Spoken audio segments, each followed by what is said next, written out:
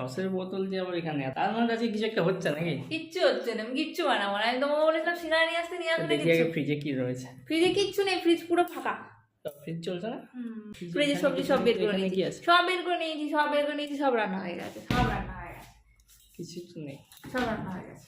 তাহলে এক কাজ করো, কিছুই নেই এখন ডিমের ভুজিয়া করো। তোমার জন্য একটা জিনিস আছে, এই পিসটা খাবে?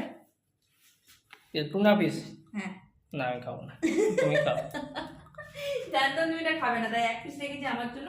এটাকে আবার ফ্রাই হবে আস্তে আস্তে। শুধু কি রান্না, এটা করো সেটা করো, কি রান্না হয়েছে দেখাও। অফিসে তোমাকে খাবার দেয়নি? খাওয়া তো দিয়েছিল, আজকে দিয়েছিল হচ্ছে কি, দিয়েছিল ফুলকপির তরকারি, ফ্রাইড রাইস, আর হচ্ছে গিয়ে পনিরের তরকারি, যেটা আমি খাই না একদমই, ওইসব গ্রেভিটা দিয়েই খাই। রুটি ফুটি কটা? লাচ্চা পরোটা হয়।